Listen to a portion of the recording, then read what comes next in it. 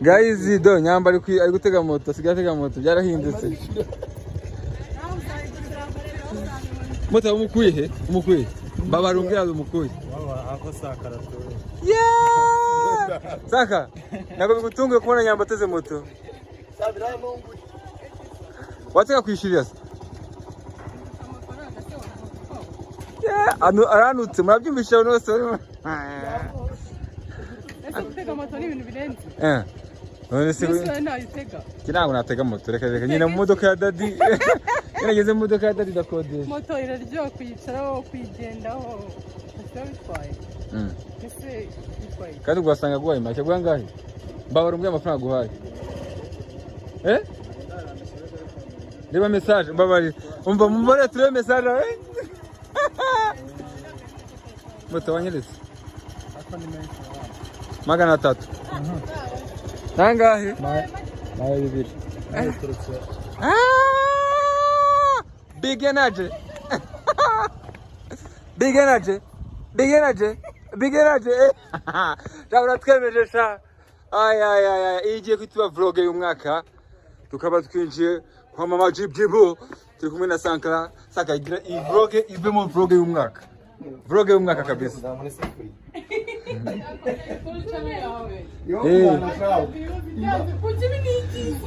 Ariko itangaje nuko nabyo birebwa.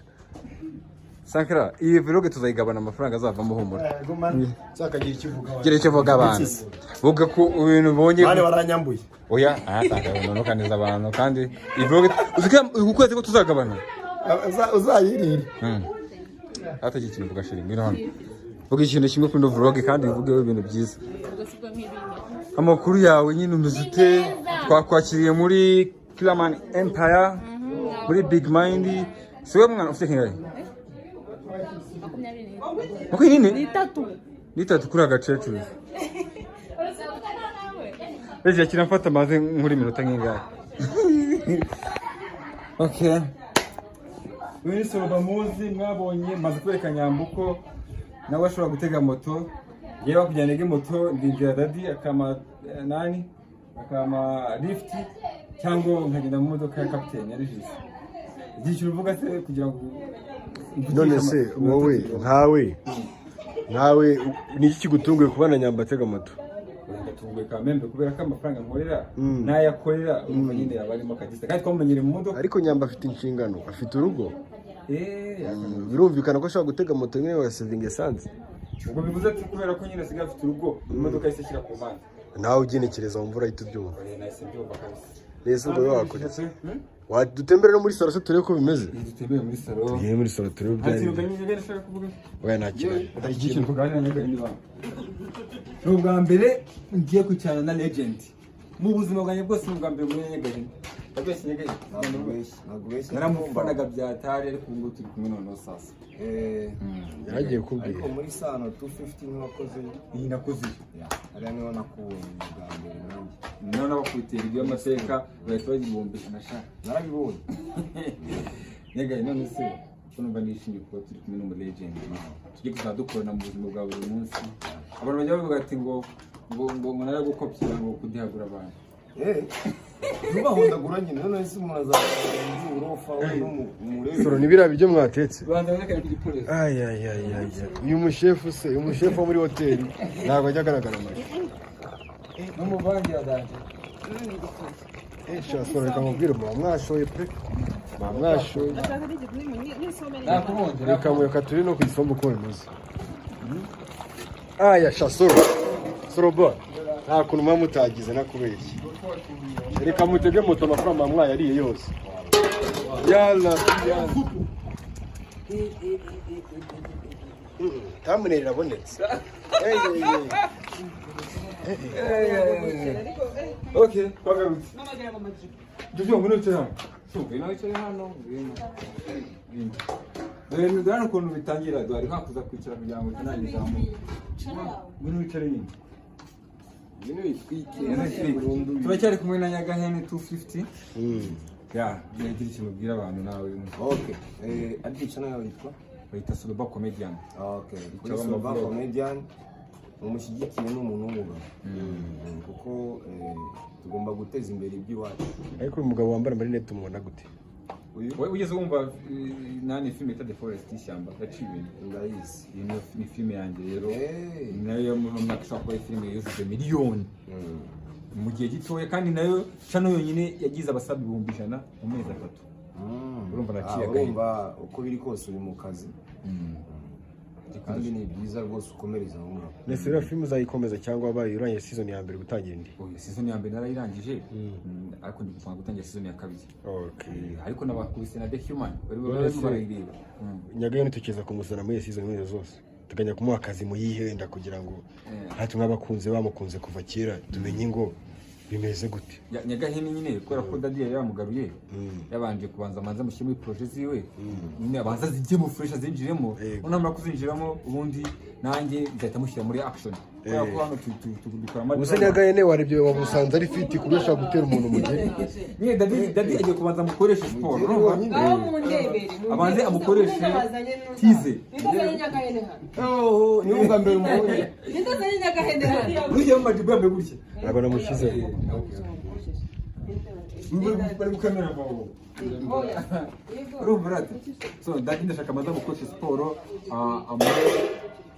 amuhe energy. Ukunyumva mu energy n'amakumuha energy sasa twe tumwinjiza ishyamba. Azamuye nagize ama big energy. Oya ntabyo bigenda. Sarumba so Nyagahene wowe twakwakira mu muryango umuntu baragufata akabaraga fresh ite nk'imiti ishyamba. Ibyo ngibyo ni ibintu bisanzwe. Ari so kugira Fransa kazi y'ikintu kuvuga abantu mu Fransa En français, les spectateurs qui nous suivent, s'il vous plaît, faites ce qu'on appelle subscribe, share. S'abonner. Voilà, s'abonner quoi. Nawe ndumva tworoshye. Je connais le français bien sûr. Ubanze umumbarize turabuza miki. Okay, mumbarize ibibazo nyine Nyagahene.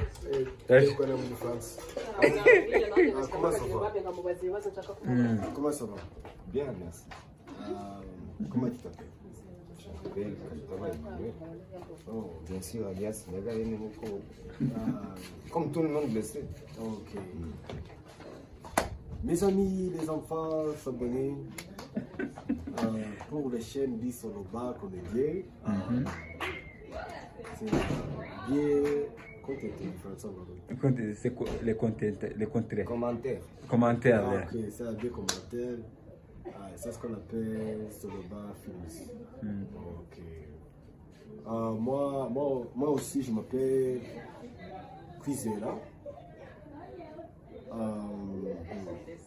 J'ai oublié un autre nom. So, jusqu'à maintenant, j'allais dire manger. Tu as fait ou Vuga Ikinyarwanda, aravuga Ikinyarwanda. Uko igifaransa niko cyumva ngo ni ahantu amasaha ageze. Donc c'est-à-dire je suis manqué. Je me manque. Je suis fait la mala de manger. Pour manger. Ok. Je connais le français bien sûr. Tu n'écoutes pas? Mes amis, moi avec les gens de Nyagahene. Ese Nyagahene babyita gute mu Gifaransa? Nyagahene. Nyagahene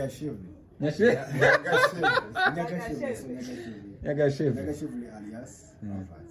Ok. Pourquoi? Solba, c'est-à-dire mon mwibutse. Ce que j'ai causé avec Daddy, il y a quelques conditions.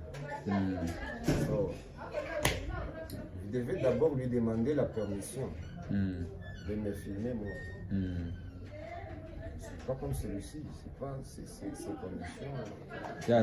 C'est quoi? Nabyumvise ati ngomba kuba mfite uruhushya rw'uko I know very well. S'il n'y a pas de problème. No problem. Tu es passé